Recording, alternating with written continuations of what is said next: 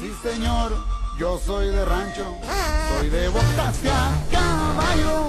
Soy nacido y criado en el monte, en barrancos y brechas, me le he navegado el olor a ganado, costales de mota, el cantar de los gallos. Con frijoles de agua y sal, mis padres me dieron crianza. Hola, ¿qué tal? Mi nombre es Jorge Molinar y hoy estaremos hablando acerca de qué tanto puede influir la música en la humanidad. Comenzamos.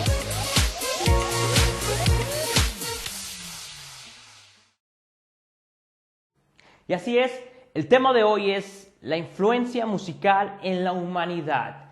Hay una minoría de personas que cree que la música no tiene influencia en el hombre, pero la mayoría de nosotros lo creemos.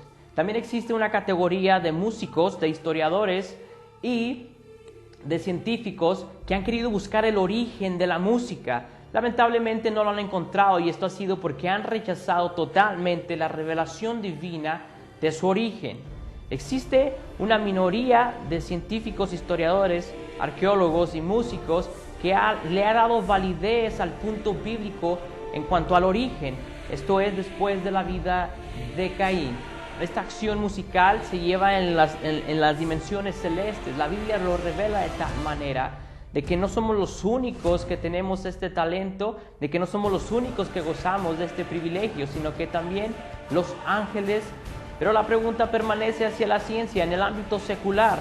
¿Por qué la música tiene cierto efecto en el hombre y por qué el hombre tiene cierta reacción en la música? ¿Por qué toca las fibras más sensibles del hombre, ya sea emocionalmente en los ámbitos de ira, de melancolismo, romanticismo, de brinca, salta, baila y llora, lo que quieras?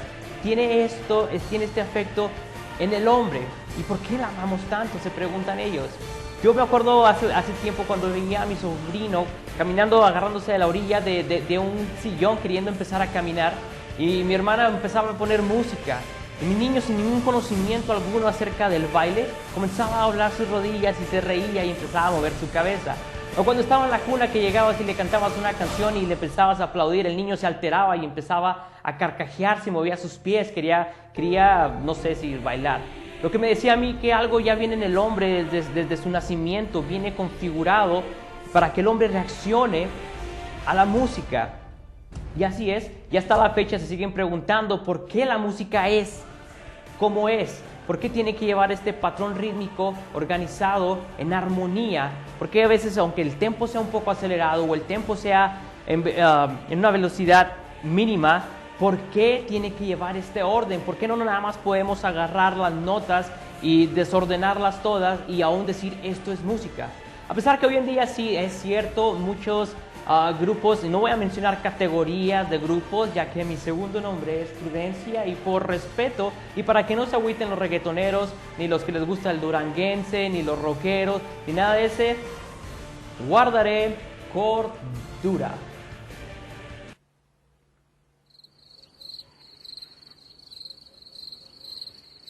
El grillo tiene talento.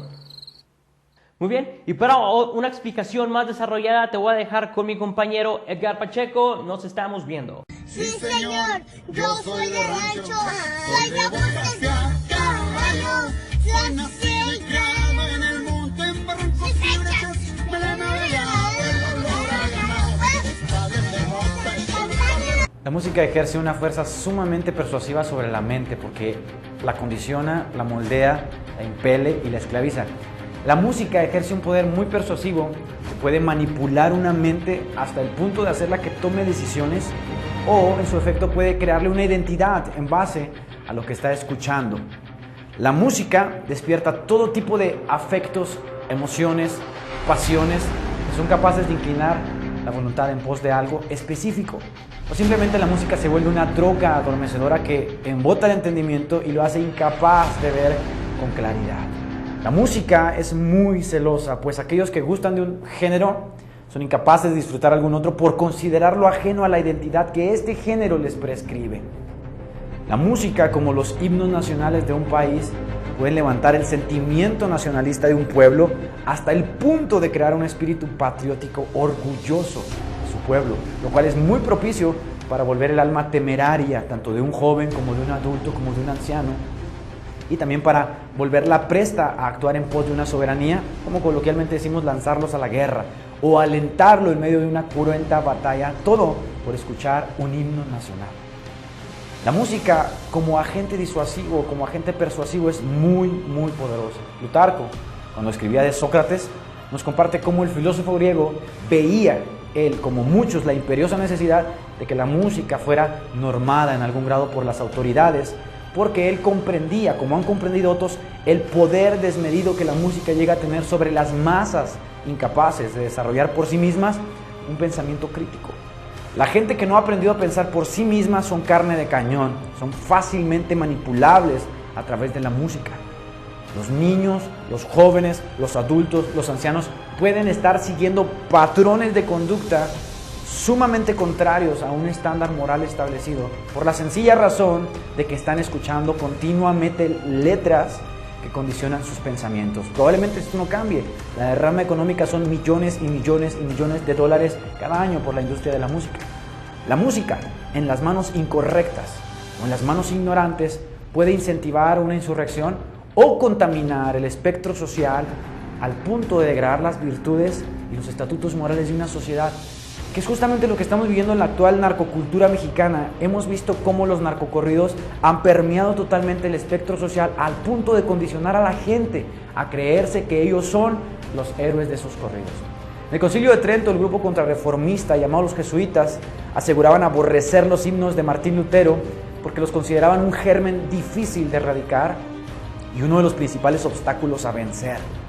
Lutero, en sus charlas de sobremesa, compartía su asombro de ver cómo la música había hecho que el evangelio se expandiera como una llama en la hierba seca. Estos ritmos con letras habían hecho que el evangelio entrara al corazón de los hombres. En el día actual nos enfrentamos a un desafío tremendo, como sociedad, como cristianos, como personas, en cuanto a la música en nuestro país.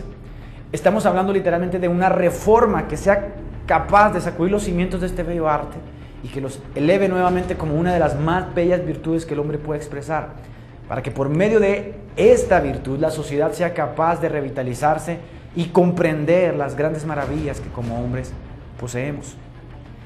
En el aspecto social, la música se ha vuelto un simple compás acompañado de un beat, acompañado de algunas frases jocosas de desprecio a la mujer y de degradación de su persona. O en otro aspecto, la música llamada narcocorridos incentiva a la muerte, crea un espíritu temerario en nuestra juventud, y este tipo de música, este tipo específicamente, el llamado narcocorridos, borra la delgada línea que hay entre la realidad y la fantasía, y crea una atmósfera tan fría donde el corazón no es capaz de comprender lo terrible de la muerte y lo glorioso de la vida. Algo que debería estar reservado como una disciplina académica forense en un lugar propicio, está en las hojas de nuestros periódicos, está en la música que escuchamos, los cadáveres putrefactos vendiéndose al por mayor en las calles bajo el estandarte de derecho de expresión y escuchándose en las letras de pseudocantantes que apelan o elogian la muerte o la matanza. Todo esto es sumamente lamentable, sin embargo todo esto está permeando el aspecto social de nuestra cultura, lo que llamamos la narcocultura actualmente.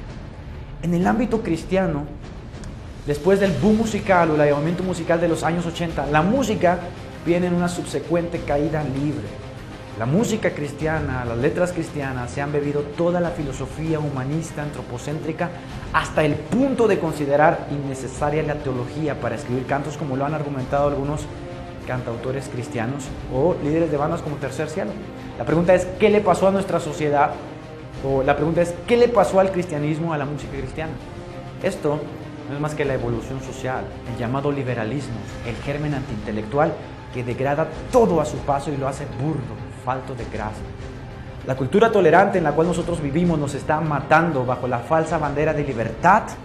Bajo esa falsa bandera de libertad que permea el espectro sociológico, hoy tenemos a niños cantando a la muerte como si fuese algo natural. Tenemos a raperos gritándole al mundo que violar, que golpear, que drogarse es parte de una moda cool o social que la gente debe de aceptar. Y lo peor de todo esto es que son los padres los que están heredando, inculcando esta calidad moral a sus hijos. La sociedad heredará una cada vez más degradada concepción moral y espiritual. Que la gente se gasta sus quincenas en comprar un disco de un hombre que dice soy de rancho, pero en su vida ha pisado uno o no sabe qué son labrar las parcelas. Esto es nada más la incoherencia de lo que estamos bebiendo, de lo que estamos recibiendo y lo que estamos adoptando a nuestro modelo de vivir. Las respuestas más estúpidas, hablando de estupidez como un grado de inteligencia, es yo escucho corridos y yo no he matado a nadie. O también dicen yo soy un reggaetonero y no golpeo a mi esposa. Lo que no se dan cuenta es que la música crea las condiciones y los móviles propicios para que esto se vuelva cada vez más normal. Y entonces algún día un niño, un joven o un adulto con su mente embotada, después de haber recibido constantemente el argumento ad populum constante de la música, un día va a tomar un cuchillo y va a asesinar a alguien. Un día va a tomar una pistola y va a matar a sus enemigos. Un día con su puño va a golpear a su esposa, porque esto es lo que recibe constantemente en la sociedad. Y aunque hay excepciones a la regla, sin embargo, cada día, si seguimos bebiendo estas drogas, va a ser de lo más normal. La pregunta es, ¿qué tiene que ofrecer a la sociedad los cantantes cristianos? ¿Sus delays chillando mientras se repite hasta el hartazgo frases técnicas incomprensibles para el mundo?